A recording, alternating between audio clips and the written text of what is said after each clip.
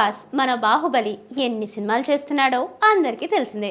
Already ఇప్పుడు మారుతి రాజా సాబ్ ఆఖరి స్టేజ్కి వచ్చేసింది. ఈ సినిమా ఈ సమ్మర్లోనే రిలీజ్ కావాలి, కానీ షూటింగ్ డిలే అయింది. మొదట మనం ఈ సినిమాని ఒక క్యూట్ లవ్ స్టోరీ అనుకున్నాం, కానీ ఫస్ట్ ప్రమోట్ వచ్చేసరికి ఇదొక దయ్యం సినిమా అని మన ప్రభాస్ డ్యూయల్ రోల్ అని అర్థమైపోయింది. సో దయ్యం సినిమా కాబట్టి విఎఫ్ఎక్స్ పనులు ఉంటాయి కదా.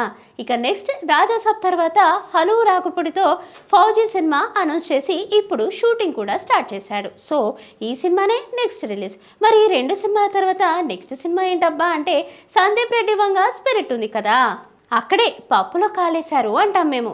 ఎందుకు ప్రశాంత్ నీల్ సాలా 2 లేకపోతే నాగాశ్విన్ కల్కి 2 ఉంటుందా అంటారు మీరు. కాదు మరి ఇంకేంటబ్బా, ఇక్కడే పెద్ద ట్విస్ట్ ఉంది. ఏంటో చెప్పమ్మా ప్లీజ్. స్పిరిట్ కాదు, సాలా 2 కాదు, కల్కి 2 కాదు, ఏకంగా మన హనుమాన్ ఫేమ్ ప్రశాంత్ వర్మతో సినిమా ఉంటుందట. ఏంటి నిజమా? అవును, స్పిరిట్ కోసం 65 డేస్ లైన్గా షూటింగ్కి వెళ్ళడంతో పాటు డూప్ లేకుండా షూటింగ్ కంటిన్యూస్గా చేయాలి కాబట్టి ఫౌజీతో పాటు ప్రశాంత్ వర్మ సినిమాని కూడా కంప్లీట్ చేస్తాడట ప్రభాస్. సో సందీప్ రెడ్డి ఇంకొక ఇయర్ ఆగాలేమో మరి. తను ఆల్రెడీ స్క్రిప్ట్ వర్క్ కంప్లీట్ చేసుకొని లొకేషన్ స్కాటింగ్ కూడా చేసేసాడు. బట్ వెయిటింగ్ తప్పదు.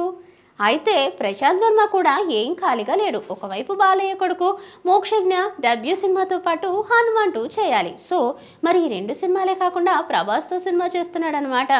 చూద్దాం, ఏదైనా అఫీషియల్గా అనౌన్స్మెంట్ రావాలి కదా. Please subscribe to the channel and download the Politicos app from the links in the description.